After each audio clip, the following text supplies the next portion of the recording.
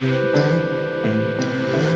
partir de agora, você acompanha Privatizar faz mal ao Brasil, um programa de política e formação sindical. Memória, geopolítica, cultura, esporte e sindicalização, o petróleo tem que ser nosso são alguns dos temas que iremos abordar.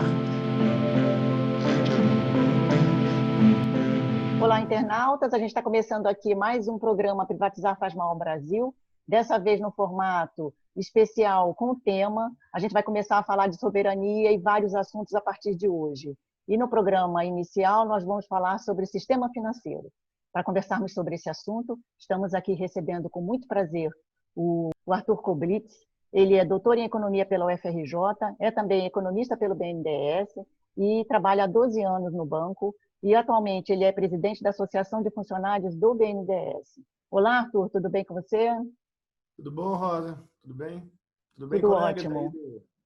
Obrigado pelo convite, Luiz Mário. Prazer estar com você, Rita e Paulinho. Um abraço. Estamos também aqui com a Rita Serrano, ela é mestre em administração de empresas e atualmente é conselheira de administração eleita pelos trabalhadores da Caixa Econômica Federal. Como vai, Rita? Tudo bem? Olá, tudo bem? Eu também quero agradecer o convite, né? E estar aqui com colegas, com companheiros de luta, né? Luiz, o Arthur, o Paulo. Então, vai ser com certeza uma conversa muito importante para as nossas entidades de representação e para os brasileiros.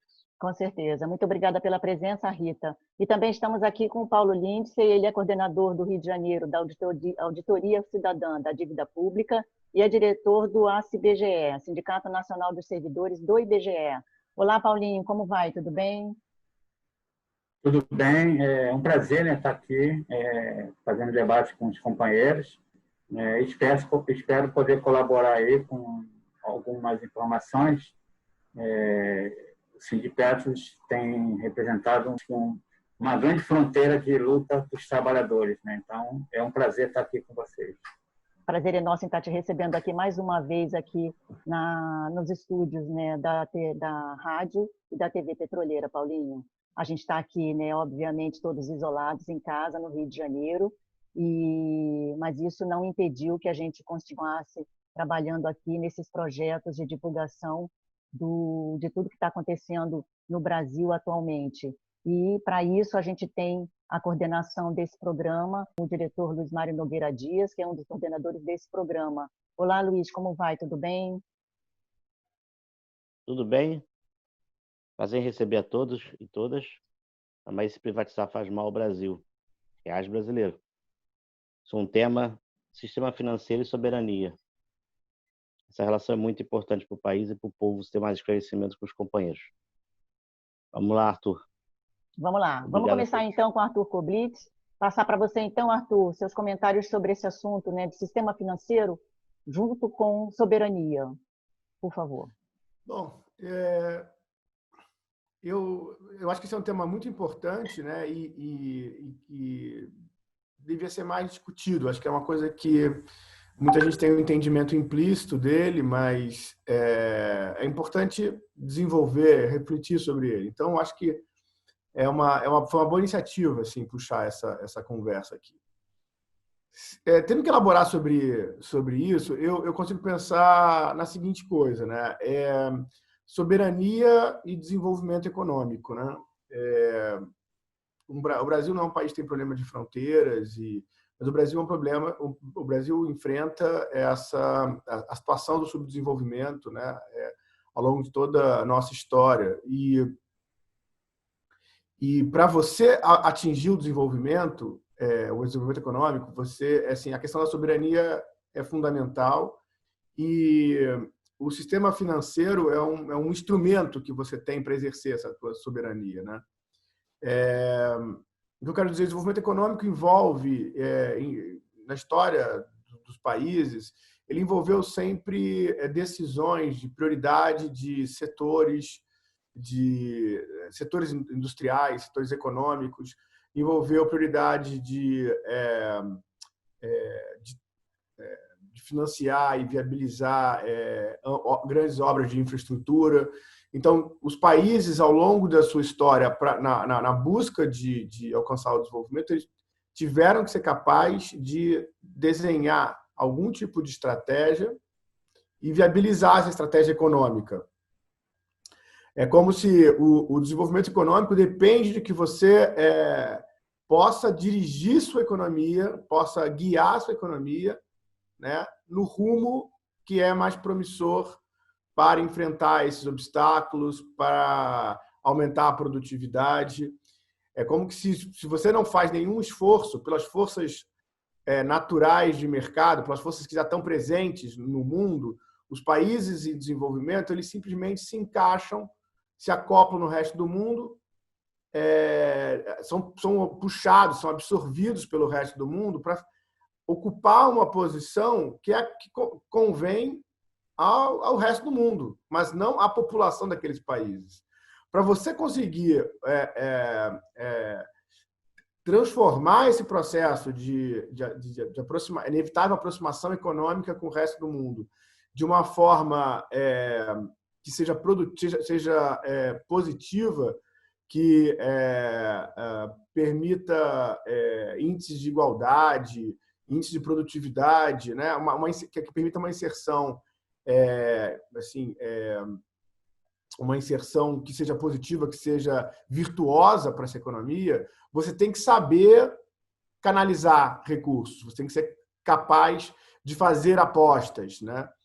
Então, eu acho que tem dois componentes assim fundamentais, né? Um, que é a questão de você ter recursos financeiros em moeda forte, né? Um país, no seu processo de desenvolvimento, precisa importar coisas em grande medida. Então, você tem que ter um colchão de acesso a reservas que viabilizem estratégias de desenvolvimento que, durante algum tempo, façam um consumo acelerado dessas reservas financeiras, desses, por exemplo, dólares, né, que permitem, no caso do mundo atual, né, teriam dólares para você adquirir produtos no exterior. Então, essa é uma primeira perna da autonomia que você precisa para exercer sua soberania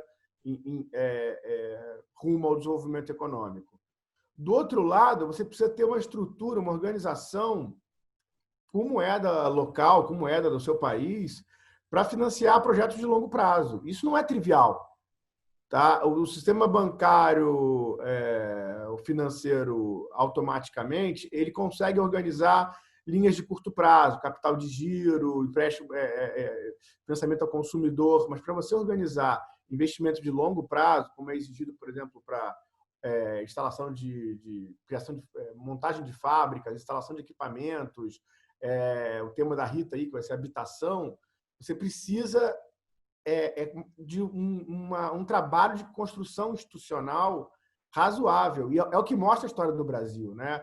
A Caixa, o BNDES não surgiram assim, de uma hora para outra. Eles foram produto de discussões, de reflexões, e foram se adaptando, mudando ao longo do tempo as suas estruturas para viabilizar isso. Então, o caso do BNDES é essa capacidade que ele tem de fornecer para obras de infraestrutura, para a indústria, né, para a mecanização do campo, essas linhas de longo prazo, né, de 5, 10, 15 anos de financiamento, que tornam factíveis esses investimentos, né? E a taxas, o ideal é que seja isso, a taxas que tornem esses investimentos lucrativos, né? Porque nós estamos falando aqui de sociedades em desenvolvimento em países capitalistas, né? Países que quem assume boa parte do investimento são empresas privadas. E mesmo quando são empresas estatais, quer dizer, você tem que tornar a rentabilidade atrativa desses negócios, né? Da infraestrutura, dos setores industriais. Então, você tem que ser capaz de fornecer de forma promocional. Eu gosto até de falar de subsídio, porque o subsídio foi uma coisa que ficou muito queimada, né? Como uma coisa muito... quase como se fosse uma coisa errada ou ilegal, né? Eu tenho um amigo meu que dá aula de setor público, de economia do setor público, uma vez dando aula sobre mecanismos normais que fazem parte da ação estatal desde muito tempo e que foram fundamentais para o desenvolvimento econômico dos países. Ele estava falando de impostos e subsídios, né? E um aluno levantou o braço e perguntou: mas professor, subsídio não é uma coisa ilegal? o que é uma coisa que é interessante, porque realmente virou um instituto, né, um mecanismo completamente... Você subsidia para dizer, olha só, isso aqui é importante para o país, isso aqui traz uma vantagem que é maior do que só quem está envolvido nessa atividade. Não é só o cara que vai investir aqui que vai lucrar com isso aqui. Essa atividade ela é importante para o país como um todo. Então, você está promovendo aquilo ali, o governo está concedendo subsídio para que aquilo ali seja viabilizado, né? Então, ter disponível o recurso de longo prazo, você ter disponível aquilo ali, uma taxa que estimule que aquele investimento seja realizado, é essencial para o desenvolvimento econômico. Não tendo isso, o setor privado ele se dedica às atividades que já são lucrativas naturalmente, espontaneamente. Que, como eu falei, normalmente são aquelas atividades que servem aos outros países, mas não à sociedade que está instalada naquele território, né? Naquela nação. Então, são essas instituições financeiras que nós conquistamos na nossa história do século XX, né? No desenvolvimento, elas são essenciais para o Brasil. Eu acho que a gente conseguiu não perdê-las durante esse processo no século XXI de governos que foram na economia bastante neoliberais, né? Principalmente, aí eu acho que inclui até o PT na política de curto prazo, né? Na gestão da política macroeconômica, você teve uma gestão muito neoliberal e você teve gestões que privatizaram, né? Que venderam, que aderiram a esse tipo de coisa. Mas o sistema financeiro público continuou em mão estatal. Ou seja, talvez se tivesse continuado com a mesma força a onda que veio dos anos 90, a gente não teria perdido o controle dessas instituições. Nós não perdemos, e isso hoje é um ativo importante, né? Que, por exemplo, causa constrangimento para o atual governo, que é o governo mais liberal que a gente já teve, um governo ultraliberal, de fundamentalistas, de dogmáticos, né? Como eles mesmos. Isso é um tratamento que foi dispensado para o Paulo Guedes por um membro da equipe dele, né? Naquela reunião lá do dia 12 mostrou. Tá aí, de repente eles estavam desfazendo a Caixa, desfazendo o BNDES, tá aí a Caixa, um instrumento vital, já se mostrou para viabilizar o auxílio emergencial. Tá aí o BNDES, para mim, causando constrangimento para o governo, porque eles não usam o BNDES como poderiam usar, mas são cobrados por isso. Então, eu acho que nós preservar isso foi um feito e, sem dúvida, essas instituições são fundamentais para que a gente possa sonhar com um desenvolvimento autônomo, soberano do nosso país. Tá ótimo, Arthur. A gente vai, então, passar aqui para o Paulo Lindsay, mas vamos aguardar porque a gente vai depois fazer uma rodada de bate-papo sobre esses assuntos e a gente volta a conversar aqui com o Arthur. Queria, então, convidar o Paulo Lindsay, que é coordenador no Rio de Janeiro da Auditoria Cidadã da Dívida Pública e é também diretor do ACBGE, para estar falando sobre esse assunto aqui conosco hoje. Por favor, Paulinho. Bom dia a todos. Eu acho que o Arthur colocou com bastante propriedade o tema, mas eu queria me reportar a um projeto de país. Infelizmente, essa autonomia e o desenvolvimento de um país no Brasil, ele passa por uma economia totalmente vulnerável, uma economia dependente. Apesar de, no chamado milagre econômico na década de 70, o país viver praticamente num canteiro de obra, com grandes obras faraônicas, isso nunca significou a melhoria da qualidade de vida do povo. Nós chegamos a ter, em média, um PIB de 10,8%, chegando em 73 ou 74 a 14%, e o povo na miséria. Então, o que acontece é que o projeto de país ele não existe. Esse é um dos problemas que acontece para você que tem uma autonomia de um país. O Brasil hoje, apesar de ser a 9ª economia do mundo, já chegou a ser a 6ª economia do mundo, ele é uma economia para subsidiar as grandes potências imperialistas nesse mundo. Ele não é um país com a sua riqueza para que possa melhorar a qualidade de vida do povo, infelizmente.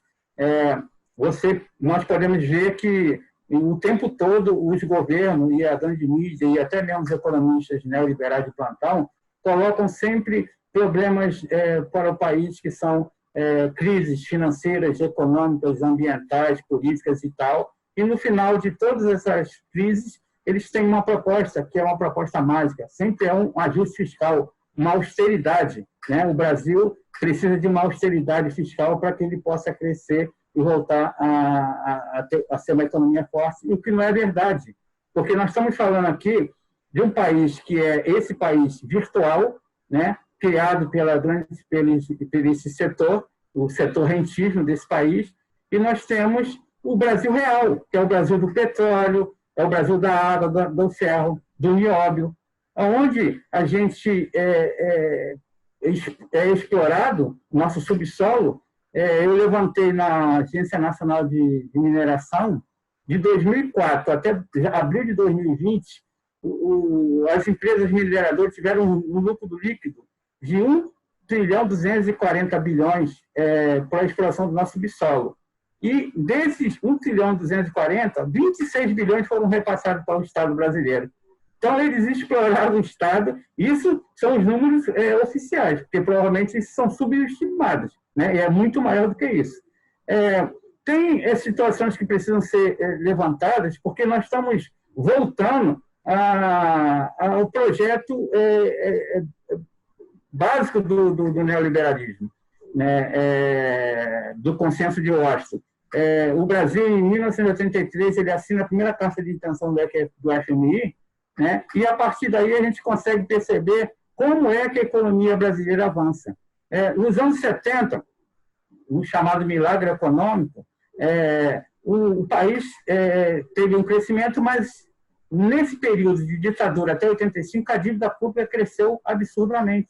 Isso nunca significou melhoria da qualidade de vida do povo, porque é o seguinte: dívida pública pode ser uma ferramenta necessária para que o Estado possa usar para melhorar a qualidade de vida do povo. E no Brasil, infelizmente, dívida pública não é isso. Dívida pública hoje é para garantir lucro de banqueiros. Nós temos a crise da dívida nos anos 80, onde os juros da dívida, as duas principais taxas de juros do mundo, a Prime e a LIBOR, elas cresceram absurdamente, porque elas eram taxas que eram de 4% a 5%, e elas foram para mais de 20%, né? E isso já era uma ilegalidade internacional, porque tem a Convenção de Viena que diz que o juro não pode ser flutuante, e aconteceu isso. Houve uma crise da dívida, e na década de 90 nós temos alguns outros elementos que são importantes para a gente poder pensar. Um dos elementos que está sendo reeditado agora é o chamado títulos Blades. Na década de 90, Blades, que era o secretário de Tesouro americano, ele criou uma engenharia que foi aplicada em mais de 20 países, inclusive no Brasil, de valorizar títulos podres de mercado dos bancos, ou até títulos que não tinham nenhuma validade, para o seu valor de face. E, nesse momento, esses títulos eles foram usados depois, transformados em títulos globais, eles foram usados na década de 90 pelo Fernando Henrique para as privatizações. Então, a Vale do Rio Doce, por exemplo, foi vendida por 3 bilhões com títulos podres. Nunca entrou dinheiro nas privatizações do país. Isso é uma coisa que as pessoas precisam entender. Logo após isso, nós temos um outro elemento que é bastante importante. Aqui no Rio de Janeiro, por exemplo, em 1995, o governo Marcelo Alencar, ele pega emprestado na Caixa Econômica 2 linhas de crédito de 180 milhões para pagar 13º de servidores públicos estaduais e fazer uma chamada PDV, demissão voluntária, e a Caixa Econômica carrega 44 condicionantes para o Estado do Rio de Janeiro. E, nesse período, praticamente quase todo o Parque Estatal do Rio de Janeiro foi privatizado, né? Todo privatizado. E para que serve uma dívida hoje? E sempre foi assim. Para que os estados fiquem sem autonomia e essa autonomia possa ser colocada as suas condicionantes pelo grande capital. Logo depois desse empréstimo da Caixa Econômica, aí veio uma lei, que é a Lei 9.416, que foi o refinanciamento da dívida dos estados. Hoje, na época, foi refinanciado 112 bilhões, nós já pagamos quase 400 e devemos 570, 580 bilhões ainda, né? É um saco sem fundo. A situação do Rio de Janeiro é tão dramática que as pessoas não têm a mínima noção. Eu peguei os dados do estoque da dívida do Rio de Janeiro, por exemplo. A dívida hoje, o estoque da dívida hoje financeira do Estado do Rio de Janeiro, levando dívida interna e externa, está em torno de 182 bilhões de reais, 3 vezes mais do que a receita corrente líquida, que é em torno de 58 bilhões. Essa situação de endividamento dos entes federativos, dos estados, do município principalmente, é uma das ferramentas que o Banco de Capital utiliza para poder subjugar o federalismo, né? E, além disso, a União ela é hoje um grande braço do capital dentro do país. Nessa lei do 496, que eles fizeram o refinanciamento da dívida dos estados, ali naquele momento, um pouquinho antes, né, houve várias privatizações dos bancos estaduais. Quase todos os bancos estaduais foram privatizados naquele momento, inclusive o Banerj aqui no Rio de Janeiro, né? Isso era um elemento importante, porque vocês podem lembrar que, anteriormente, os estados, os bancos estaduais, eles podiam financiar os seus estados, né? E, a partir daí, com essa privatização, transformando aquele passivo trabalhista em passivo podre em dívida pública, foi um grande mote do capital a partir da União, porque aí você concentrou todas as dívidas na União, e aí os estados e municípios passaram a pagar a União e a União paga o grande credor. Hoje, para a gente ter noção, a dívida pública hoje, o estoque da dívida pública hoje está em torno de 5,8 trilhões. Né? Só agora, nos últimos 5 meses desse 2020, nós pagamos ao serviço da dívida em 581 bilhões. Só de juros, foram 158 bilhões de juros pagos até agora. E aí, a pandemia, ela tem como pano de fundo salvar a vida das pessoas, né? As pessoas mais pobres desse país e os pequenos empresários. Mas, na realidade, não é isso que é a verdade. Porque quando eles aprovaram a PEC 10, que agora é a emenda 106, emenda constitucional 106, tem principais eixos naquela emenda constitucional. O principal eixo que tem ali é você transformar o Banco Central no garantidor de dívidas de bancos privados, públicos, privados, nacionais e internacionais. Nos últimos 15 anos, eles mesmos já colocaram, isso representa em torno de quase 1 trilhão de dívidas que eram dívidas que estavam perdidas, né, para o grande capital. E agora vão ser recuperadas porque o Banco Central passou a ser o garantidor, o Tesouro Nacional emite os títulos da dívida, entrega ao Banco Central, e na PEC 10 e a emenda 106 estava dizendo que a emissão de títulos públicos só poderá ser feita para pagar despesa corrente com juros, só com juros, não com melhoria da qualidade de vida do povo, com a estrutura, investimento, Bolsa Família, nada disso, só com juros da dívida. E além disso, tem uma outra lei que foi aprovada, a Lei Complementar 173, que é o auxílio financeiro aos estados, que, na realidade, ela coloca mais condicionantes. Né? Uma das condicionantes que foi colocada, e pouca gente discute, é a chamada securitização da dívida. Né? E essa securitização da dívida significa que eles vão capturar o orçamento antes de entrar no cofre. Isso é uma coisa muito grave, porque as dívidas securitizadas elas têm privilégio de pagamento. Então, o Estado, que já está totalmente endividado e não consegue manter o seu serviço públicos para a população, com certeza vai piorar, porque eles vão ter que ter privilégio de pagar cada vez mais a dívida pública. Para a gente para finalizando, em 2016, teve uma lei complementar 156 que fez o auxílio financeiro dos estados. E essa lei complementar, aqui no Rio de Janeiro, o Estado do Rio de Janeiro ficou com uma moratória, né, uma suspensão de pagamento por 18 meses, não só o Estado, como quem fez. Nós deixamos de pagar 6 bilhões do serviço da dívida naquele período. E em setembro de 2017, o ex-governador Pezão assina o plano de recuperação fiscal do Rio de Janeiro. E aí esse saldo de 6 bilhões já estava em 9 bilhões.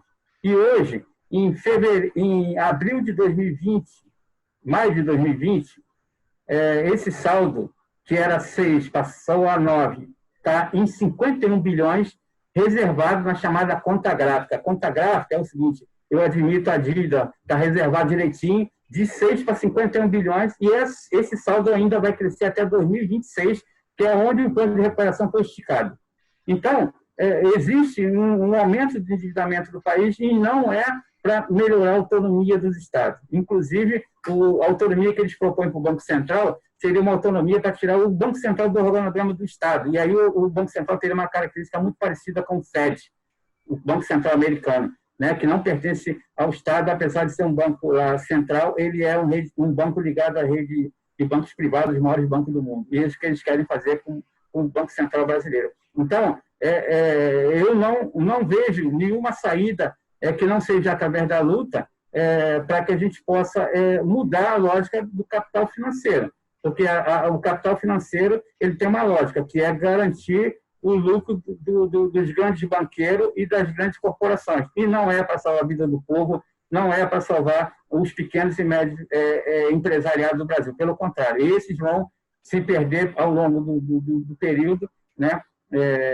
E a gente percebe. O ataque que está havendo às grandes instituições, como é o caso do IBGE, não é à toa, né? Por isso que a gente não conseguiu orçamento para fazer o censo como a gente tinha planejado. Porque quanto menos informações técnicas e fidedignas você tenha para poder retratar o território, né? O Brasil, através dessas pesquisas, dessas estatísticas, será melhor para que eles não tenham nenhum tipo de argumento para poder ser obrigado a fazer políticas públicas. A última coisa, na LOA, na Lei Orçamentária 2020, tem uma previsão de pagamento para a dívida pública, o serviço da dívida, de 1,603 trilhão.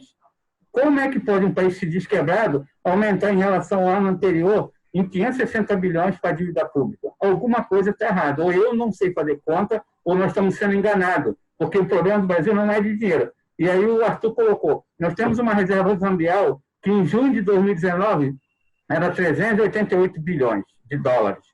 Em junho de 2020, nós temos 348 bilhões de dólares. Em um ano, nós perdemos 40 bilhões da nossa reserva, do nosso colchão, que o Arthur colocou aí. Para onde é que foi esse dinheiro?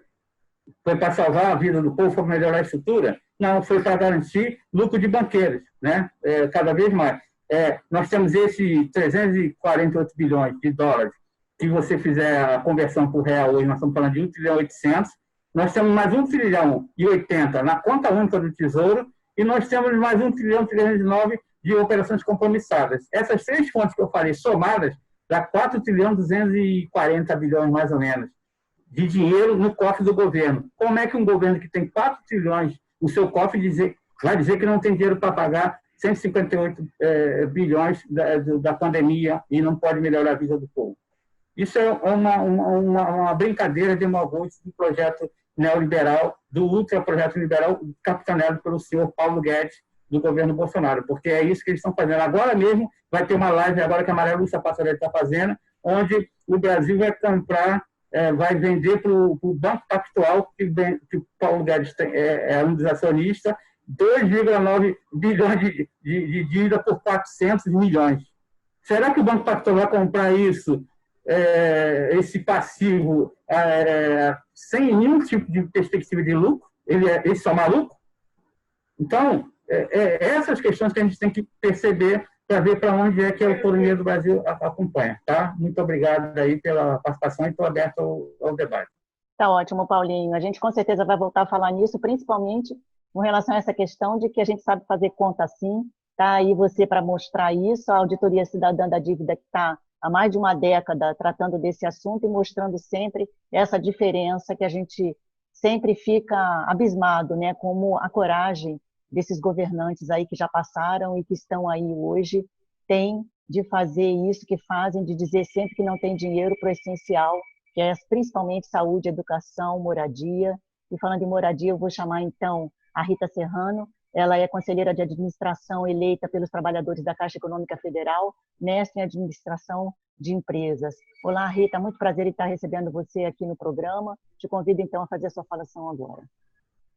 Bom, agradecer de novo o convite, é um prazer estar aqui, né, com o Luiz, o Arthur, o Paulo e você, Rosa, coordenando. Bom, o tema da soberania e sistema financeiro, acho que nós podíamos primeiro poderíamos destrinchar, né? O que é soberania, né? Soberania é a capacidade do Estado ter autonomia, ter independência frente às outras nações e ter capacidade, né, de gerar emprego, de gerar riqueza no seu próprio país.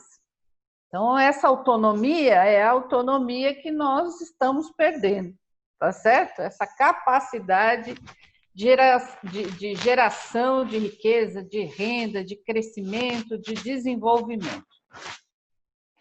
Eu acho que a pandemia, ela retrata isso de forma bastante nua e crua, né? Por exemplo, né, essa disparada internacional por respiradores, né? Não foi isso? E aí os estados, os países de primeiro mundo, com destaque para os Estados Unidos, vão lá e compram tudo, não é isso? Compraram agora um número enorme de remédios, que são remédios que comprovadamente tem alguma eficácia com relação à pandemia, compraram o lote inteiro, que se dane o mundo, não é isso? Compraram os respiradores, quer dizer, a guerra comercial para comprar respirador. E agora, matéria hoje, inclusive, aí que tá nos jornais, diz que já existe, logicamente, né, a disputa comercial pela tal vacina, que ainda não existe, mas que já está em disputa pelos grandes países, os países mais ricos do mundo. Então, com certeza, os países subdesenvolvidos e, infelizmente, com um governo subserviente como o nosso aqui, não ficará na lista dos primeiros a receber a vacina. Imagine, então, os países da África e os países mais pobres do mundo. Então, isso por si só já mostra qual é a discussão, como é grave, como é urgente a discussão da soberania de um país, né? Da sua capacidade. E todas as medidas tomadas pelo governo, este governo, desde quando entrou, vão no sentido contrário, né?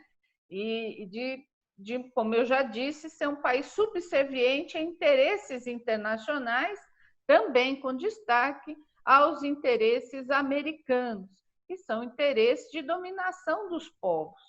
Então, é o país que mais faz guerra no mundo e que, infelizmente, também tem um governo hoje profundamente reacionário que agudizou essas relações com o mundo inteiro, e estamos vendo aí a relação com a Organização Mundial de Saúde e, como eu disse aqui, né, travando guerra comercial no sentido de abocanhar todos os recursos mundiais para o seu próprio país, em detrimento da população e dos países, né, da população mundial e dos demais países. Então, isso é um retrato. Bom, quando a gente fala em sistema financeiro, e aí nós estamos falando no Brasil, em especial, de 5 bancos, né, grandes, comerciais, além do BNDES, que é um banco de desenvolvimento. Então, quando a gente fala, nós estamos falando o seguinte: tem 5 bancos no Brasil, o Itaú, Bradesco, Santander, Caixa e BB, que detêm sozinhos mais de 80% do sistema financeiro nacional. Então, nós temos um sistema oligopolizado. E temos o BNDES, Banco de Desenvolvimento, mais bancos públicos federais, nós temos 5, que é a Caixa, o Banco do Brasil, o BNDES, o Banco do Amazonas, e que hoje, inclusive, completa 82 anos, e o Banco do Nordeste. E estaduais sobraram aí, basicamente, 5 bancos estaduais, depois da leva de privatização que o próprio Paulo aqui citou, da década de 90. Qual vem sendo, e aí se a gente discute soberania, qual vem sendo o papel deste sistema financeiro nacional? E aí nós vamos ter que fazer uma divisão óbvia, né?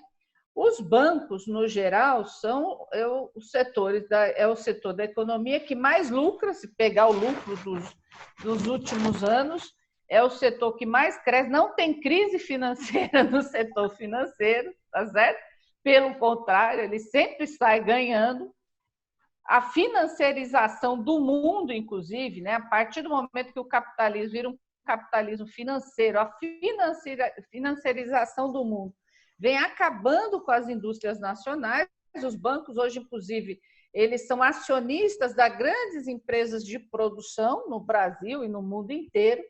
E essa financiarização, inclusive, é uma das causas da desindustrialização do mundo, a partir do momento que as pessoas preferem aportar seus recursos na especulação financeira do que no setor produtivo, e o resultado nós estamos vendo, que é um desemprego estrutural no mundo inteiro. No mundo inteiro, não só no Brasil, mas no mundo inteiro. Quem fala muito sobre isso, inclusive, é o professor Ladislau Dalbor, né, que tem um conhecimento, uma pesquisa muito grande sobre essa área. A questão é que no Brasil você tem esse lucro desenfreado e, embora os bancos sejam concessão pública, né, mesmo os privados, eles são concessão pública do Estado, eles não investem absolutamente nada no país. Um exemplo interessante é o Santander, que, por exemplo, a matriz do Santander é na Espanha e a filial que mais lucra no mundo é a brasileira.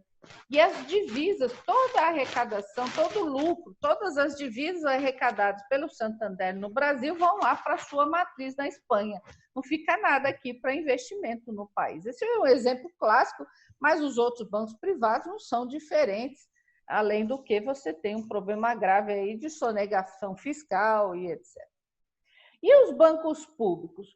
Os bancos públicos cumprem e cumpriram nos últimos anos, em especial a partir dos governos desenvolvimentistas, né? A partir de 2003, cumpriram e se solidificaram como bancos de investimento no país.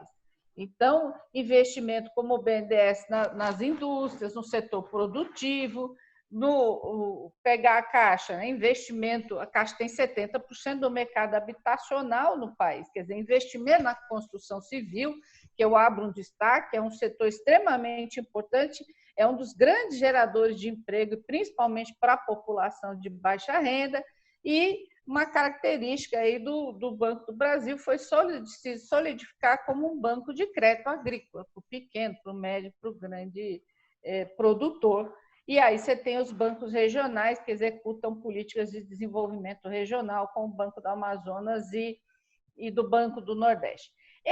Essas instituições cumpriram um papel importante em alguns momentos da história, por exemplo, em especial em 2008, né, uma política anticíclica, a crise internacional, que assolou o mundo inteiro, e no Brasil ela teve um impacto menor justamente porque essas instituições foram usadas para baixar juros, com crédito subsidiado, para investir no crédito, para poder diminuir o impacto dessa crise.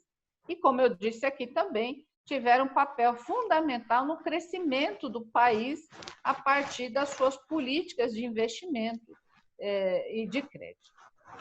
Ocorre que, vamos pegar agora um exemplo mais atual, mais interessante, né? A Caixa Federal. Vários países do mundo instituíram, neste momento da pandemia, uma renda mínima. Os Estados Unidos lá instituiu, é $1.200, a Alemanha 5.000 euros, o Canadá $2.000, a Espanha e por aí vai. E o Brasil instituiu o auxílio emergencial no valor de R$600, né, que é $120, só depois de muita pressão social, porque a iniciativa do primeiro governo não queria nem instituir. Segundo, falou em R$200, que é a coisa... 600 já é absurdo para uma família sobreviver, imagine R$200. Mas, após grande pressão social, instituiu o auxílio no valor de R$600, 3 parcelas, agora serão mais 2, e, com certeza, a sociedade vai ter que pressionar para que sejam mais, dado o tamanho da crise que está assolando o país. Bom, mas... é interessante, só para a gente comparar, os Estados Unidos instituiu lá sua renda básica de $1.200 e está pagando como? Está mandando cheque para a casa das pessoas. Cheque é uma coisa do século passado, que você não consegue imaginar que o país mais desenvolvido, mais avançado, né, entre aspas, do mundo, né, na economia, uma potência mundial, pague as pessoas com cheque e na casa das pessoas. Tanto é que eles estão sendo acusados de mandar cheque para a casa de gente que faleceu, dado o tamanho da pandemia lá, porque lá também tem um governo que faz descaso da situação da crise sanitária, como infelizmente nós temos aqui. E o Brasil? O Brasil tem uma empresa, como é a Caixa, com porte, com capilaridade, e conseguiu executar isso a partir de empresas públicas. Então, a Caixa faz o cadastro com todas as falhas que nós estamos vendo, porque, de fato, pelo tempo corrido e pelos milhões de pessoas que escreveram, você tem falhas, mas a Caixa fez o cadastro, a Caixa teve que superar, inclusive, superar o estigma de banco atrasado tecnologicamente, teve que criar aplicativo para cadastro, aplicativo para poder executar o pagamento, e agora se tornou o maior banco digital do país a abrir aí 56 milhões de poupanças digitais até agora. Por que os Estados Unidos não faz isso? Porque é simples. Os Estados Unidos não têm empresa pública. Os Estados Unidos não têm banco público. Portanto, ele tem que usar uma técnica lá da década de 90, 80, de mandar cheque para a casa das pessoas. Isso é uma potência mundial. Então, e o Brasil? O Brasil tem bancos com porte da Caixa, com porte do BNDES, do Banco Brasil, e empresas públicas do porte da Petrobras, do IBGE, não sei o quê, que existem e que podem ser utilizadas em momento de crise, de calamidade pública, como agora. E o mais interessante dessa história toda é que, por exemplo, quando a gente fala da Caixa, o banco se superou, criou aplicativo, poupança conseguiu incluir, bancarizar a população que não tinha acesso a tudo isso. Mas qual é a política do governo? Qual é a resposta? É a privatização. Agora, se essas instituições se mantiveram públicas até agora, é porque todos nós aqui, as entidades, movimentos trabalhadores, a sociedade, lutou muito, porque senão o Estado não teria essas instituições para poder, neste momento de necessidade, de calamidade, de crise, poder usar para poder baixar a conta de luz, porque tem a Eletrobras, de poder baixar o preço do gás, porque tem a Petrobras, de poder mexer no valor da gasolina, porque tem a Petrobras, de poder fazer pesquisa. E imagine, um governo que cortou bolsas de pesquisa, que cortou recursos das universidades públicas, neste momento de calamidade, precisa do quê? De pesquisa científica para buscar a vacina, precisa de universidade pública para fazer pesquisa, precisa do SUS, Sistema Único de Saúde, para atender a população. Quer dizer, toda essa estrutura estatal, ela foi deixada, porque foi deixada, não, nós lutamos para ela ficar, mas ela é fruto dos últimos anos, dos governos desenvolvimentistas. Vamos dar um tempinho agora. Eu queria aproveitar a tua deixa sobre privatização, queria passar para o diretor Luiz Mário Nogueira Dias, para ele falar um pouquinho de como é que está essa situação, Luiz Mário, na Petrobras, especificamente, que a gente tem visto, inclusive, muito diferente do que o Koblitz falou aqui, né, que eles não têm uma visão com relação a essa questão de acionistas, né, de investimentos saudáveis. Né? A gente viu, por exemplo, a privatização da BR Distribuidora, uma gigante no setor, que foi privatizada, vendida a preço de banana, extremamente, altamente lucrativa e importantíssima para o país. Queria passar, então, para o Luiz Mário Nogueira Dias, que é diretor do Sindipetra RJ e é também coordenador da Secretaria de Política e Formação Sindical. Companheiros, a coisa está difícil na companhia. PBio é o próximo alvo. Além de eólicas, térmicas, urucu, e tudo está se esvaindo na companhia.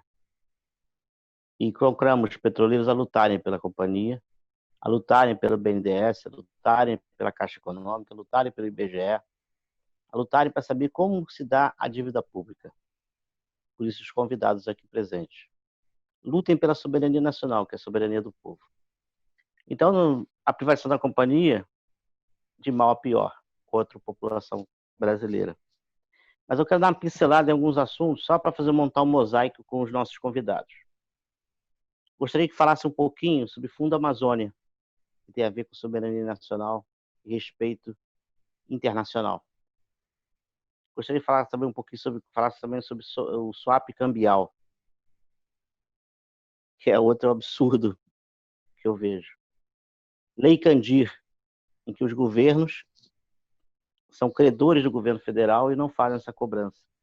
Aí vem com a lorota dizer que os bancos, os governos estaduais estão quebrados. Mas só a Lei Candir, se for paga a dívida dos estados. Não se fala mais nisso. A recente notícia é que o BNDES vai promover a liquidação da SEDAI. Ele está ávido por isso. Ele quer privatizar o BNDES, quer privatizar a SEDAI também, assim como o nosso presidente Castelo Branco, que é um medíocre, quer privatizar a companhia toda. É o sonho de menino dele e do Guedes. FMI. A prova de submissão tem a ver com aquela época, que não tínhamos soberania no nosso país. Um golpe de 64 orquestrado por norte-americanos e deu no que deu. Então, para mim, como brasileiro, ter o FMI na nossa cola era como não ser brasileiro. Era ser escravo do FMI. E a palavra que você usou, Arthur, sobre o preconceito, com a palavra, anotei aqui, subsídio, vem da época em que nós éramos toda hora acionados pelos Estados Unidos e o resto do mundo também era acionado pelos Estados Unidos, em os países que subsidiavam o alimento, os produtos industrializados para exportarem, para ter fôlego na balança comercial. Então o preconceito veio daí, dessa época, em que subsídio era equivalente a você está trapaceando no mercado internacional. E na verdade não é. É para a subsistência da nossa nação, do nosso povo, gerando empregos. Os bancos também serviram um papel de fomentar a economia, como o BNDES o faz há 400 anos, desde a sua fundação, assim como os outros, Caixa Econômica, Banco do Brasil. A Casa da Moeda faz parte desse processo, do sistema financeiro e a construção do nosso país. Os bancos receberam muito mais do que a população vai receber. Os R$600, 1 trilhão e 200 bilhões em primeira atacada. E logo em seguida, ele ainda faz o seguinte, a garantia que era dos depósitos, que se não me engano era na ordem de 25%, despencou.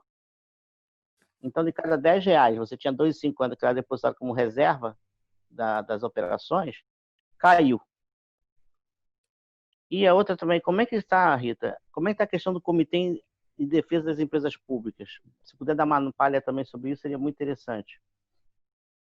E como é que está a luta da dívida? Em decifrar essa dívida. Pelo Comitê, Paulinho, puder falar também, agradecemos. Sigam daí, fiquem à vontade. A palavra é de vocês.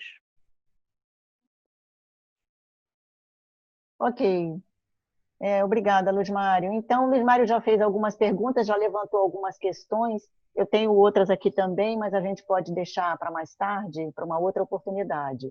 Eu vou então passar, a gente já está chegando ao final do nosso programa. Eu queria só pontuar aqui com a produção do longa feito pelo Silvio Tendler. A gente não podia deixar de falar desse trabalho que ele fez, que é O Dedo na Ferida, um filme que inclusive foi premiado no Festival do Rio de Janeiro em 2017, que ele, para quem está assistindo aqui o programa e quiser saber mais um pouquinho, bem detalhado, bem beabá, sobre o sistema financeiro e o que acontece no Brasil, é importante que assista. Eu vou deixar, inclusive, aí no texto descritivo o link para esse documentário que a gente exibiu, a Secretaria de Política e Formação Sindical exibiu no início de 2019, na sede do Sindipetra RJ. Queria, então, já passar para as considerações para o Arthur Koblitz e também já para a sua despedida aqui no nosso programa de hoje, por favor, Arthur. Ok, Rosa. Bom, já queria começar, para não esquecer de falar no final, que eu gostei de participar dessa conversa, aprendi muito aí com a intervenção da Rita e do Paulinho, bem interessante, levantaram um monte de tema que merece discussão. Eu vou tentar fazer um misto aqui de observações sobre coisas que me parecem, sei lá, mais importantes, assim, sei lá, que eu acho que eu tenho mais coisa para acrescentar do que eles mencionaram, e tentar responder um pouco das questões do Luiz Mário. Vamos lá. Bom, eu acho assim, quando a gente fala de governo Bolsonaro, é realmente assim,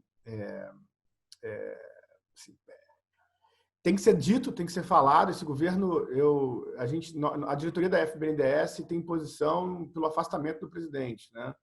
Esse governo ele é uma ameaça muito concreta, assim, à vida dos brasileiros, à economia brasileira, é uma ameaça à democracia brasileira, né? Então, assim, esse governo precisa ser afastado imediatamente.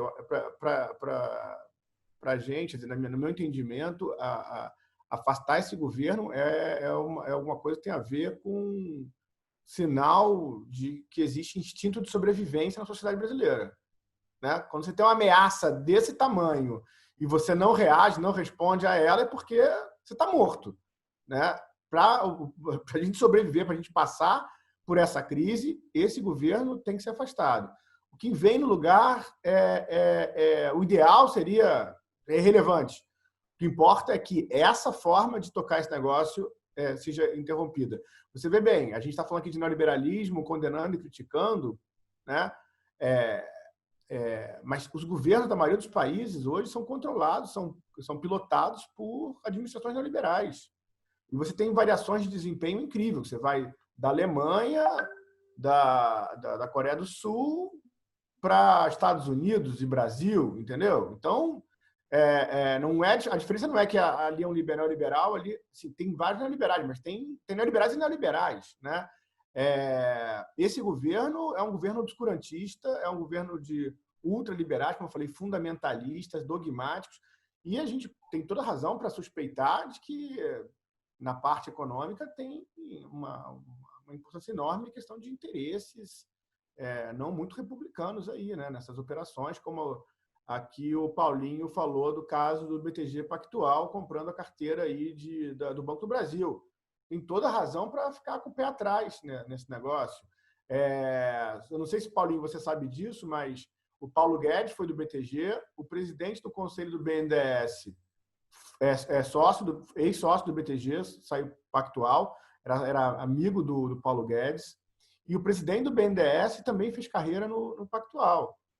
Então, assim, é um governo aparelhado por interesses financeiros, e a gente viu quem é o presidente da Caixa Econômica naquela reunião que foi, né, televisionada. A gente, né, o presidente do Banco do Brasil também. Então, a gente já tá visto isso, né? Então, agora vê bem, se é importante denunciar e lutar contra esse governo, eu acho que inclusive lutar para o afastamento atual dessa atual configuração, porque quando for Bolsonaro, vai Paulo Guedes também, com certeza. Por outro lado, para a gente, para a nossa discussão de longo prazo para o Brasil, a nossa discussão de preocupação para o caminho do Brasil, esse governo é praticamente irrelevante, porque o debate em torno dele não ajuda a delinear muito o caminho do futuro do Brasil. É um governo tão ruim que qualquer coisa muito melhor do que ele, entendeu? Ainda ele não é parâmetro. É isso que eu quero dizer. Não sei se eu estou sendo claro. Não é parâmetro esse governo. Então, nós temos que olhar o que eu acho que num debate produtivo, num campo de progressistas, num campo de pessoas preocupadas e comprometidas com o desenvolvimento do Brasil, a gente tem que ser capaz de fazer avaliações críticas, autocríticas, de gestões mais próximas do nosso campo. Porque aí sim eu tenho uma referência para pensar em melhora. Eu estou fazendo um debate mais relevante, mais no ponto, entendeu? Se eu ficar me dedicando só a condenar esse atual governo, eu não estou num terreno, numa área de debate que permite pensar em aperfeiçoamentos, em caminhos para o desenvolvimento do Brasil. Tá? Eu espero ter sido claro nesse negócio.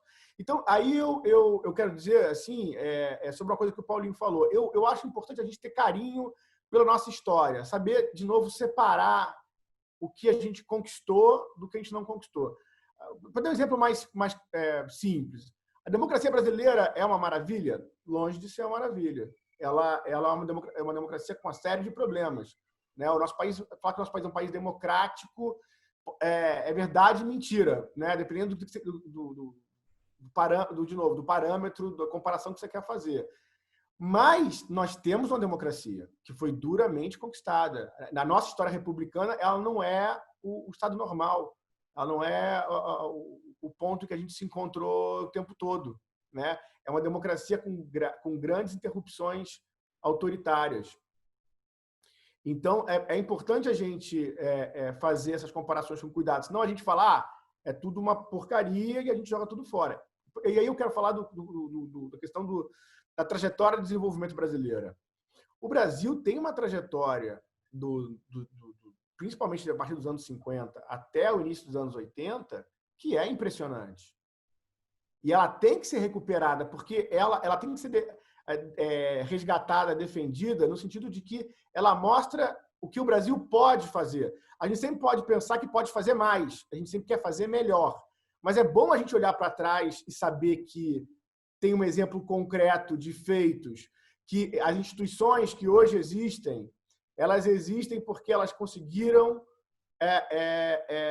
de fato, alguma legitimidade, elas se provaram, elas mostraram uma efetividade. Tá? É por isso que é sério falar em acabar com a Petrobras. É por isso que ainda é impopular falar de privatizar Banco do Brasil, Caixa Econômica e acabar com o BNDES. E essa trajetória nossa, ela conquistou o desenvolvimento industrial. O Brasil, no início dos anos 80, era um país, do ponto de vista industrial, muito mais desenvolvido que a China. Tá certo? Era um país com uma diversidade industrial muito maior que a China. E nos últimos 40 anos, a China virou uma potência, um país que está aí rivalizando com os Estados Unidos, e o Brasil se desindustrializou. Se você olhar a trajetória da indústria brasileira, no mundo inteiro a participação da indústria cai no PIB, né? Mas no Brasil é uma história assim, avassaladora. Então, é importante fazer essas distinções. Não é um pacote só, esse período dos últimos 40 ou 30 anos, com o período que a gente teve no século XX, dos anos 50 aos anos 80. E aí alguém pode falar, pô, mas o Paulinho fala, mas você continuou com uma pobreza enorme no Brasil, você não combateu. É verdade, mas assim, também aqui cabe a gente entender que há vários mecanismos com contribuições diferentes. Assim, o governo da ditadura militar, ele claramente apareceu para evitar um processo de distribuição de renda e riqueza no Brasil. Então, o Brasil não fez políticas de reforma agrária, por exemplo, e isso responde pela uma migração alucinada, inchaço nas cidades. Bom, então, o que eu estava querendo dizer é que a gente teve essa experiência de desenvolvimento, mas que, em termos sociais, você não alcançou os resultados, não porque esse modelo não serviu, ou porque ou porque não houve desenvolvimento. Acho que é isso que é importante entender. Há diferentes dimensões. O Brasil se desenvolveu muito, a sociedade se modernizou. Foi uma modernização conservadora? Foi uma modernização conservadora porque ela não foi acompanhada de reformas sociais que enfrentassem os problemas da distribuição de renda e de riqueza no país. Inclusive, o golpe de 64 ele foi feito fundamentalmente porque o desenvolvimento brasileiro colocou questões de pressão para uma maior igualdade social e houve um encastelamento de classes sociais conservadoras contra esse processo. Basicamente, isso acontece em 64. Quando veio o fim do regime militar, havia uma esperança enorme que, com a democratização, com a presença popular nas urnas, a gente conseguisse integrar, né, a população àquele processo de desenvolvimento, aquele processo de modernização que foi efetuado, entendeu?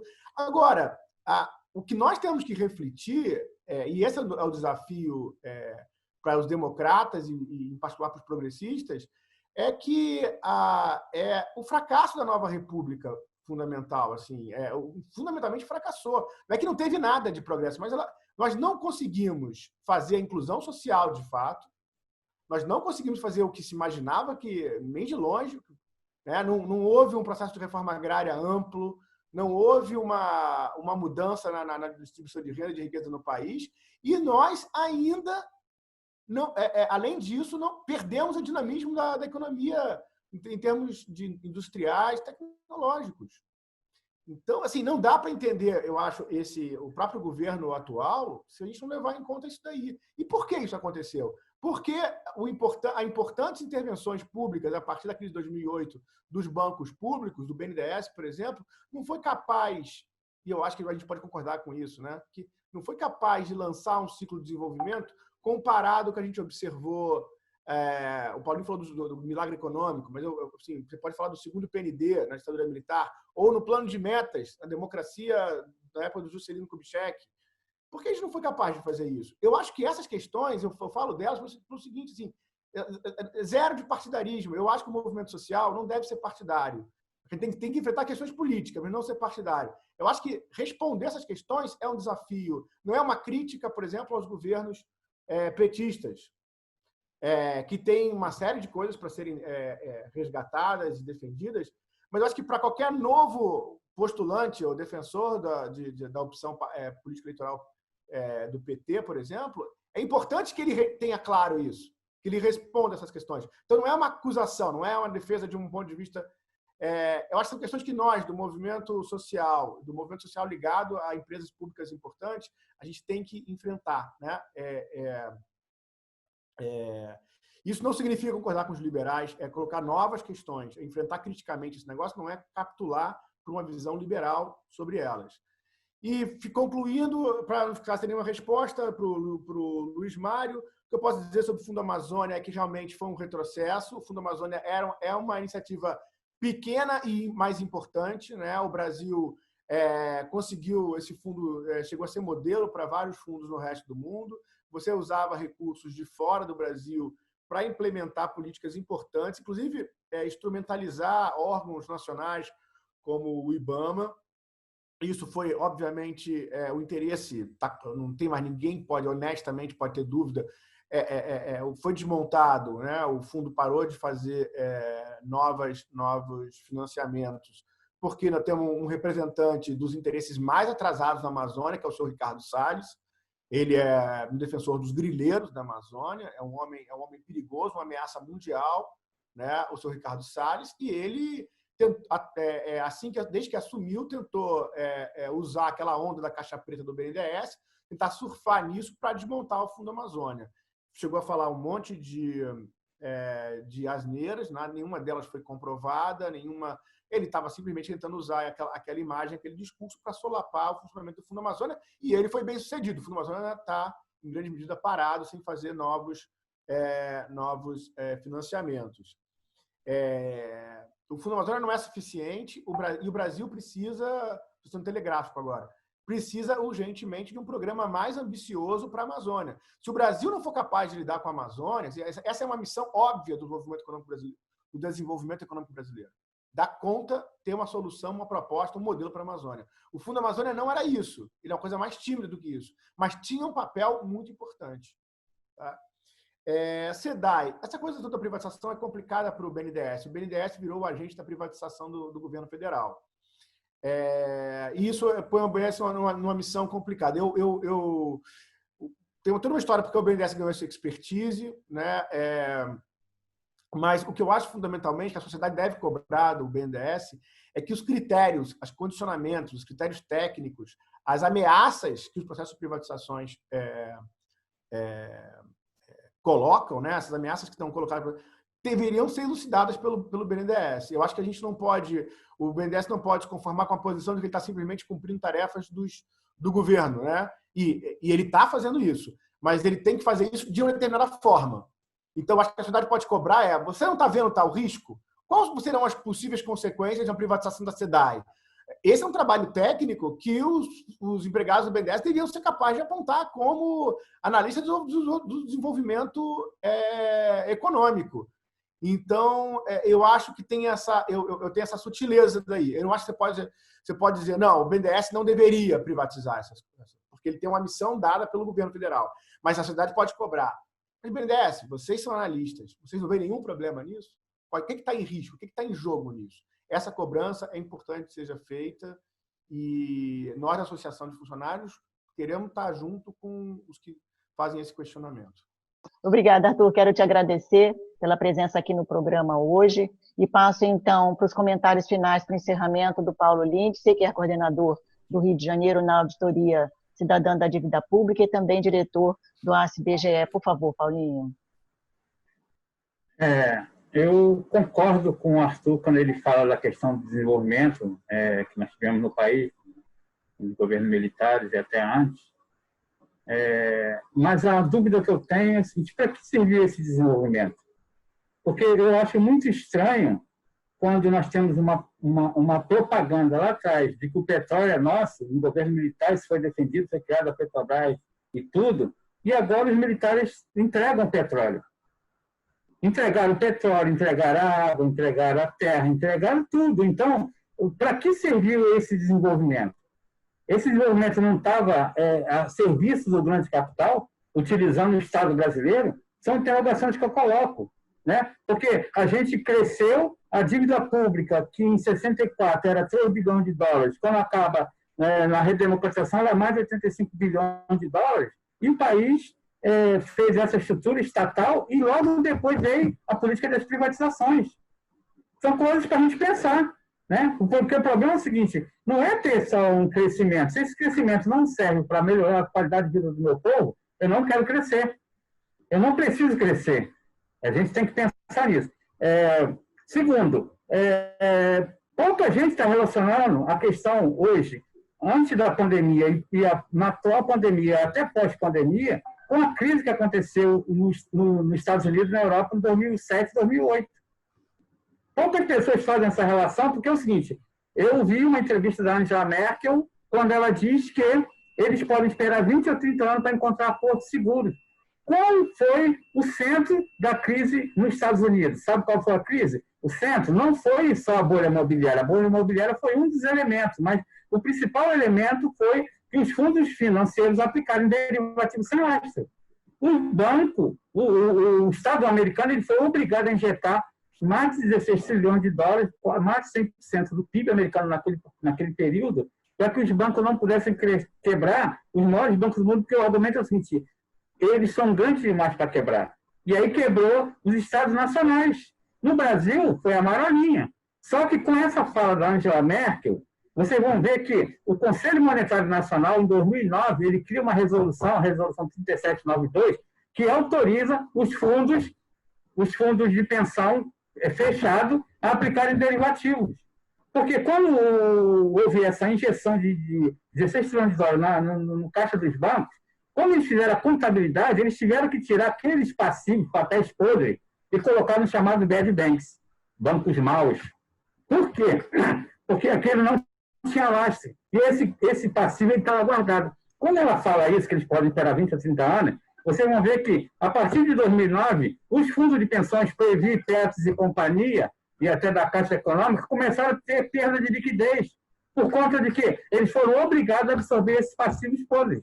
Se você pegar a lei do pré-sal, tem lá no artigo 47, chamado Fundo Social, está escrito lá, que o dinheiro do royalties de petróleo será aplicado na educação, na saúde, na ciência e tecnologia, etc. Quando você vai lendo a lei, no artigo 51 e os demais artigos, diz o seguinte: preferencialmente, o seu ativo será aplicado no exterior.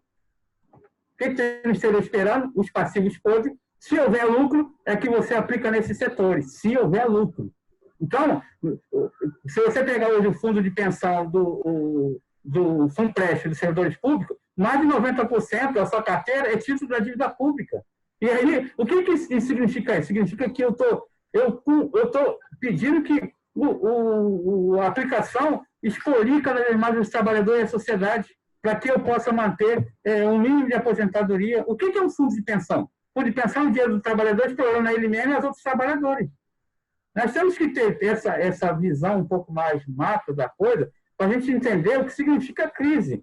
Porque a crise de 2008, ela deixou um passivo muito grande, seja ele na Bolsa de Valores, e agora é uma forma de recuperar. A pandemia, ela abre essa oportunidade para que o grande capital financeiro ele possa recuperar essa questão. Você vê a questão, por exemplo, por que o Brasil se torna uma economia desindustrializada? Por quê? O que prevalece hoje no Brasil é a chamada Lei Candir, que o Luiz Mário colocou, uma lei complementar de 87, Fernando Henrique. Qual era a principal política do Fernando Henrique naquela época? Era o quê? Era isentar os produtos primários semi-elaborados de pagamento de ICMS, produtos de exportação. O que é o Brasil hoje? O Brasil é um produtor de 7 a 8 commodities, mais nada. E essas commodities, elas não deixam de divisa no país, apesar de elas entrarem na balança comercial, mas elas trazem muito dinheiro para o agronegócio, não é para o país. Porque se eu tenho uma lei que diz que é isento o ICMS dos produtos primários elaborados, aqui no Rio de Janeiro, por exemplo, qual é o principal produto? Os principais produtos? Ferro e petróleo, que são produtos primários, que são produtos que não deixam... O que aconteceu com os estados a partir da década de 90? Foi exatamente a descapitalização dos estados, porque o Caixa, o principal imposto de capitalização do estado, chama-se ICMS. E esse ICMS ele foi reduzido a pó, né? Então, além disso, tem as renúncias fiscais, tem as desonerações, as corrupções, tem uma opção de coisas envolvidas, né? Mas não é essencialmente, não foi Cabral e Pezão que destruiu o Rio de Janeiro, por exemplo.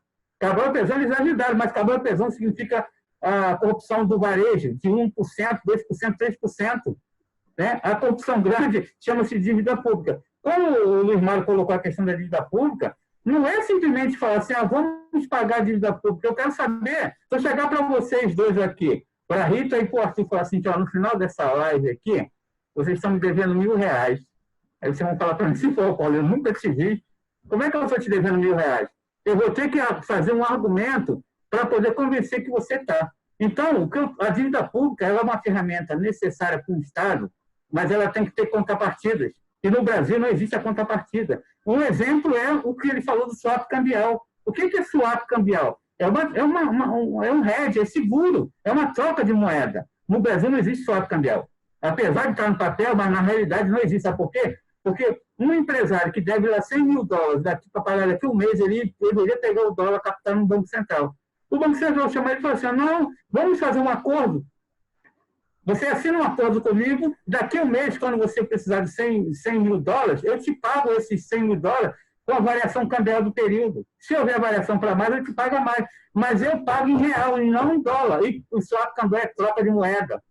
E no Brasil não existe a troca de moeda, existe a captação, né, desses dólares, na verdade, o valor, né, para poder pagar essa dívida. Não é pagamento em dólar.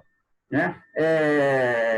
Então, isso tem que ser colocado para que as pessoas possam ter um pouco mais de noção do que acontece. A economia brasileira, infelizmente, ela precisa de criar cenários, argumentos falaciosos, na sua grande maioria, para que as pessoas acreditem. Como é que pode o país estar quebrado?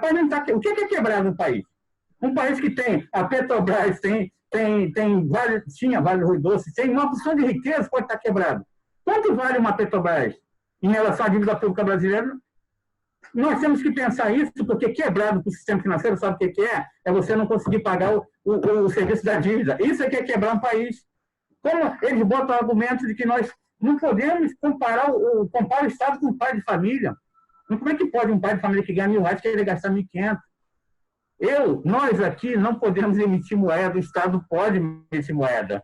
E deve emitir moeda que fosse para ajudar o seu povo. Nesse momento, por exemplo, seria o momento de fazer isso e não está fazendo. Sabe por quê? Porque ele tem uma base monetária que o mercado financeiro obriga ele a ter, que é uma base monetária em torno de 4% do PIB. Nós estamos falando aqui de 380 bilhões.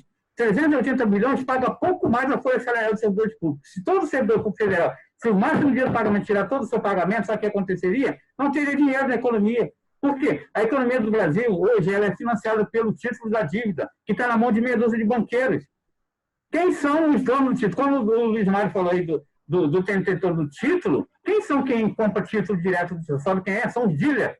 Sabe quantos? São 12 bancos e uma corretora, que são os caras que fazem leilão com o Estado brasileiro e eles cobram o que quer. Para a gente ter noção, para finalizar, a taxa Selic está 2,75. Beleza, as pessoas estão achando uma maravilha.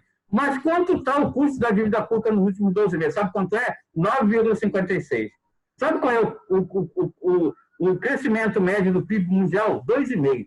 Você acha que eu podendo especular para ganhar 9, eu vou aplicar em produção? Só se eu fosse maluco. Então, nós estamos vendo que essa questão da financiarização que foi colocada aqui pela Rita, ela é importante para isso. Porque é o seguinte, a economia mundial real é em torno de 90 a 100 trilhões de dólares. E a economia virtual talvez seja 10, 20 ou 30 vezes isso. Por que há o ataque ao meio ambiente no Brasil e no mundo de modo geral? Sabe por quê? Porque o meio ambiente é o único setor na economia que pode transformar papéis podres em economia real, que é o petróleo, a água, o nióbio e a ferro. Por isso existe a necessidade de fazer uma intervenção no meio ambiente, na legislação, criar novas leis e flexibilidade que existem para que aquele bem virtual possa se tornar em bem real. Inclusive, agora, o BIS e o próprio Banco Central Brasileiro estão propondo acabar com a moeda física e criar moeda virtual, né? Que aí a coisa se torna mais fácil ainda de ser manipulada. Então, é essa a questão que nós temos que pensar para ver em que projeto verdadeiramente o Brasil caminha, né? O Brasil caminha num projeto que sustenta o grande capital financeiro, porque o Brasil é um dos grandes países real da economia, né? E o próprio Ladial Labor, já vi vários livros dele, ele fala até da questão do PIB, né? Que tem que rediscutir o PIB, porque o PIB do Brasil, por exemplo, o PIB mundial cresce quando você tem várias catástrofes no mundo e essa catástrofe ela não é colocada como prejuízo, sim como um aumento de lucro daquela região, que é o caso de Brumadinho. Houve lá uma catástrofe e ali provavelmente deve ter sido contratado várias empresas que aumentarão o PIB, mas ninguém computa o prejuízo ambiental que ficou naquele local, que isso é uma coisa que tem que ser pensada para que a gente possa efetivamente discutir economia nesse país, porque a economia desse país ela é uma economia voltada totalmente para o ganho de capital financeiro e investimento do povo. Por isso que o povo está totalmente fora dessa questão e a gente vai cada vez mais... Só última coisa para finalizar, nós temos que ver o seguinte, o teletrabalho que está sendo que a Rita colocou e que a gente está vendo discutindo, eles têm uma relação direta com a robótica, a inteligência artificial e a automação para onde o mundo caminha, né? O próximo passo, e o governo federal já está pensando em mudar a gestão para o teletrabalho, é eliminar do serviço público uma parte dessa rede de trabalhadores que não servem mais como trabalhadores, que são trabalhadores que fazem função que não são possíveis de ser remota, né? Terceirizar e aumentar o trabalho temporário e precarizado. No IBGE hoje, nós somos 4 mil trabalhadores do quadro permanente, mais de 6 mil temporários. Um salário que é 1/3 do início da carreira do servidor do IBGE e praticamente sem direito de carteira assinada. É para lá que nós estamos caminhando, né? Caminhando para isso, com um mundo bem pequenininho, um mundo onde algumas pessoas bem preparadas estarão se beneficiando cada vez mais e a grande maioria da massa dos trabalhadores estarão vivendo uma vida cada vez menos precarizada. E aí eles colocaram a questão do empreendedorismo, porque o empreendedorismo ele serve para tirar a obrigação do Estado e a obrigação das empresas de criação de emprego. Aí ele fala que você vai vender bolo de pote e você vai sobreviver, porque é a única forma que eles conseguem de transformar essa precarização em coisas que no mínimo, haja a sobrevivência do povo, e não qualidade de vida para o povo brasileiro. Tá ótimo, Paulinho. Te agradeço aí a participação, Paulinho, aqui no programa hoje.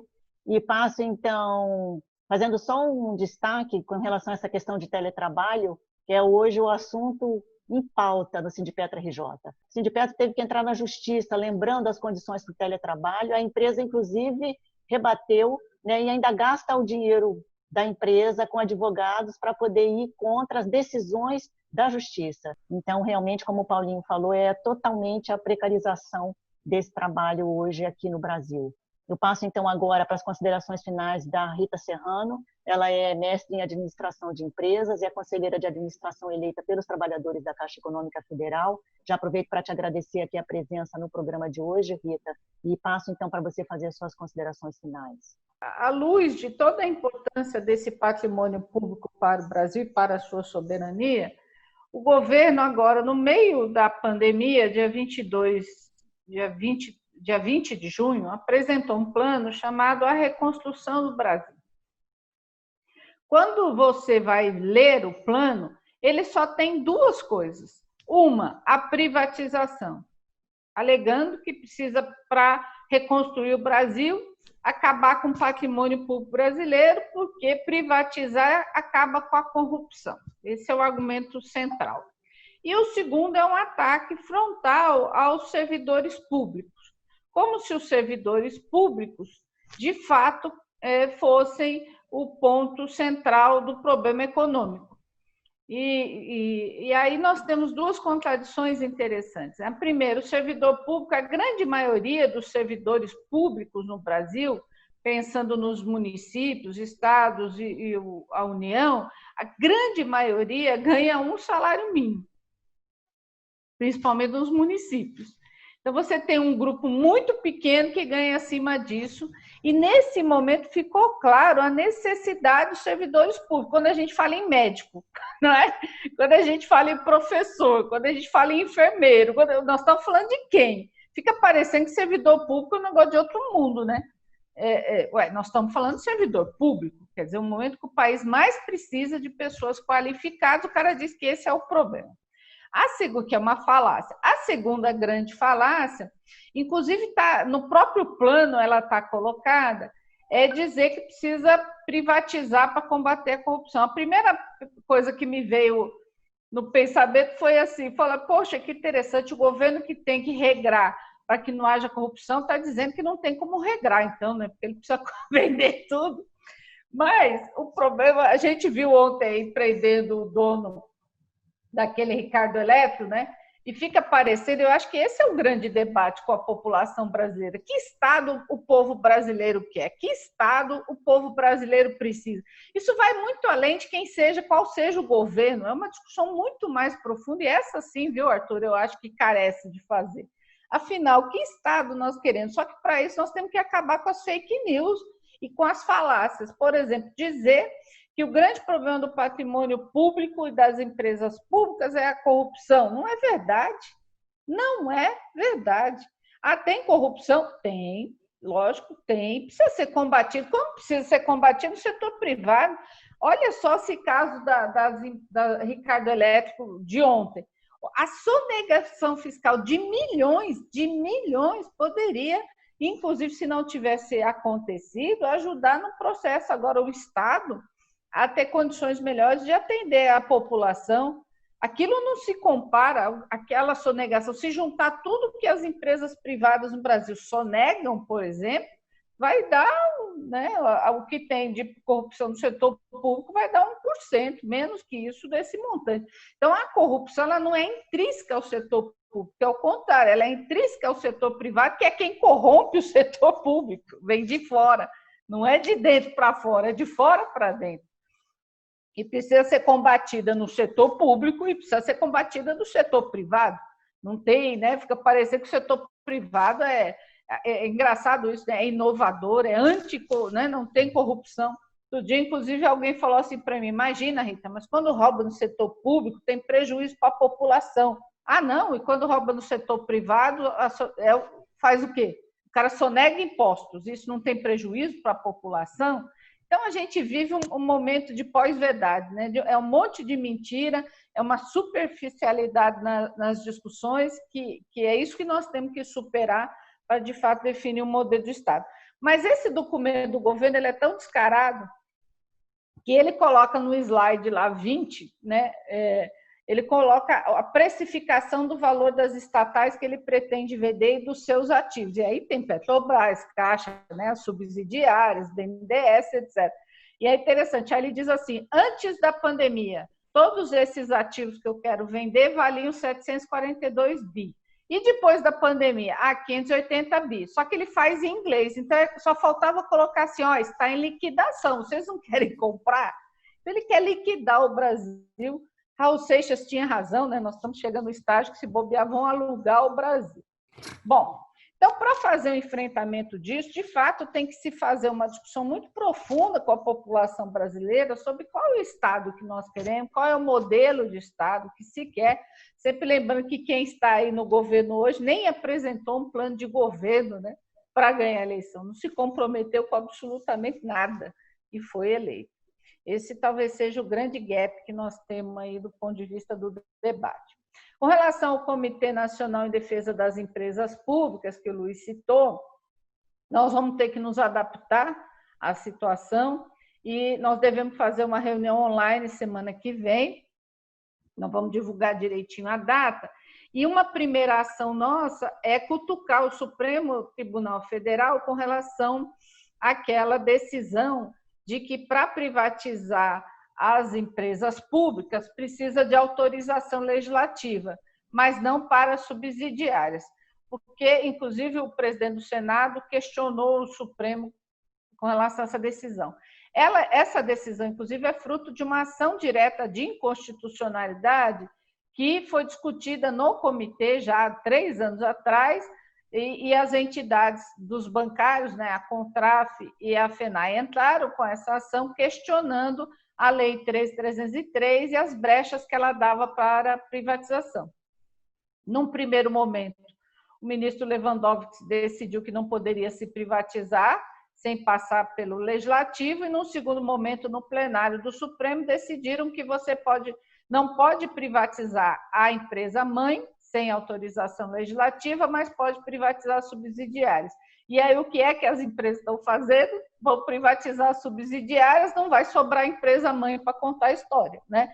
Então, nós vamos discutir isso na próxima reunião do comitê, nós estamos já tentando ver aí como é que questiona o Supremo, e nós tivemos um apoio importante, que foi o presidente do Senado questionar, e também, viu, Luiz, nós fomos procurados por uma entidade internacional dos trabalhadores, a UNE Internacional, e eles querem se juntar ao comitê para essa discussão que o comitê faz em defesa do patrimônio público, e mesmo a campanha que nós lançamos, né, se é público é para todos, a ideia é que ela se torne uma campanha mundial, né, com sindicatos do país todo adotando, porque esse ataque ultraconservador, essa política que nós estamos vivendo aí de governos ultraconservadores, fascistas, ela está no mundo inteiro, não é só aqui, né? Você tem os Estados Unidos, tem o Brasil, você tem outros países do mundo, e esses governos no pós-pandemia, em alguns países, eles estão indo para cima daquilo que sobrou de patrimônio público, tá certo? Então, deve ter esse debate. Mas, por fim, eu entendo que o debate aqui ele é importante, nós temos que dialogar muito, né? Ganhar corações e mentes, tentar aprofundar temáticas, né, que são tratadas com muita superficialidade hoje, principalmente pela grande imprensa e pelo governo e outros canais. E eu quero louvar aqui a iniciativa, parabenizar aí o Sindicato dos Petroleiros, parabenizar o Luiz, a Rosa por terem conduzido. Foi um prazer estar aqui hoje com o Paulo e com o Arthur. Arthur é velho conhecido, né? A gente anda se encontrando bastante, até porque estamos no mesmo ramo, né, financeiro. Mas é um prazer, gente. Eu espero que o debate seja proveitoso e que a gente consiga aí garantir energia para sair da crise melhor do que a gente entrou, o mundo sair melhor no sentido de refletir, de fato, as pessoas usarem essa situação tão triste, né, com tantas mortes, mas usar também isso para refletir sobre que mundo nós queremos, que Estado nós queremos, porque se é verdade que a crise sanitária trouxe muitas mortes pela pandemia, por outro lado, ela trouxe também um retrato nu e cru da desigualdade social no mundo, que mata muito, mas muito mais do que o coronavírus, infelizmente. Então, nós temos que combater o coronavírus e temos que combater a desigualdade social. É isso. Ótimo, obrigado, Rita. viu, pelo Eu agradeço convite. a tua presença aqui no programa hoje. A gente está finalizando aqui o Privatizar Faz Mal ao Brasil, essa edição especial de Sistema Financeiro e Soberania. E vamos fazer aí, nas próximas semanas, outros temas com relação à soberania também. Eu agradeço a presença aqui do doutor em Economia pela UFRJ e economista do BNDES, presidente da Associação de Funcionários do BNDES, Arthur Koblitz. Obrigada, Arthur, pela sua presença. Também agradeço a presença do Paulo Lindsay, que é coordenador do Rio de Janeiro da Auditoria Cidadã da Dívida Pública e é diretor também do Sindicato Nacional dos Servidores do IBGE, ACBGE. Obrigada, Paulinho, sempre presente, sempre aqui conosco no Sindipetra RJ.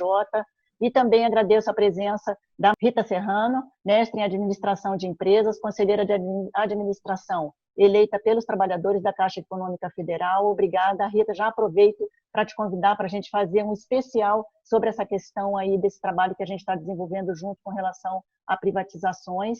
E peço, então, que o Luiz Mário Nogueira Dias, que é diretor do Sindipetra RJ, da Secretaria de Política e Formação Sindical, encerre o nosso programa de hoje. Eu agradeço aqui a audiência, conto com vocês para o próximo programa e lembro que tanto o vídeo vai estar disponível no canal da TV Petroleira e no YouTube, que vocês acessam como Sindipetra RJ, e também a gente vai disponibilizar o áudio do nosso programa na Rádio Petroleira, que fica no www.sindipetro.org.br, e também vai estar disponível na Rádio Petroleira no Spotify.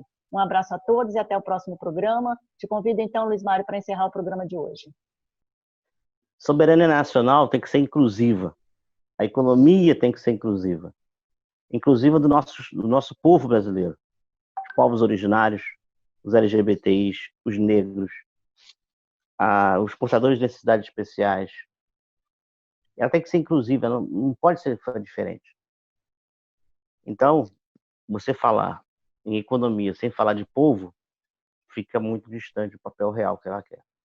Aí, para que bancos, né? Os bancos privados nada fazem bom papel para a nossa economia, e se os bancos públicos fazem um bom papel. Enfim, vamos ter bastante links para colocar nesse programa, e vários outros programas que nós fizemos durante a política de formação sindical, e outras participações de vocês, e destacando a questão do teletrabalho. É negociado, sim, vamos negociar, sim, vamos exigir da empresa o que é de direito do trabalhador. É a ser conquistado. A empresa não pode impor e não pode impor terrorismo a trabalhadores da Petrobras ou de qualquer outra empresa em qualquer outro lugar. Então vamos para a luta com essa questão do teletrabalho na Petrobras. As privatizações em roda. A denúncia da PBio. A Petrobras aportou patrimônio que estava alocado nela, apropriado nela, para a PBio. E hoje oferece ela ao mercado por preço de banana. Assim como todas as outras empresas. Corrupção, sim, de empresas privadas estrangeiras sobre os agentes públicos brasileiros. Foi feito isso também na Petrobras e em várias outras empresas estatais. Para finalizar, eu chamo o ato do dia 12/7, 14 horas, em Copacabana, posto 2. Compareça, petroleiros, compareça, bancários, compareçam, pessoal, companheiros do IBGE, a esse ato em Copacabana neste domingo, para gritar fora Bolsonaro, fora todos eles que estão destruindo nossa nação, com um programa nazista. E ações também vão existir dia 10 e 11 de julho, ou seja, sexta e sábado também. Acompanhe o Sindipetra RJ e fique sabendo mais. Privatizar faz mal ao Brasil, reais brasileiro, e a luta da BNDES, da Caixa Econômica, do IBGE, é a luta do petroleiro e deve ser também a recíproca verdadeira. Muito obrigado e vamos à luta. Fora Bolsonaro! Privatizar faz mal ao Brasil, um programa de política e formação sindical. Aqui nós discutimos memória, geopolítica, cultura, esporte e sindicalização. O petróleo tem que ser nosso. Fique conosco aqui na Rádio Petroleira e não perca a próxima edição do Privatizar faz mal ao Brasil.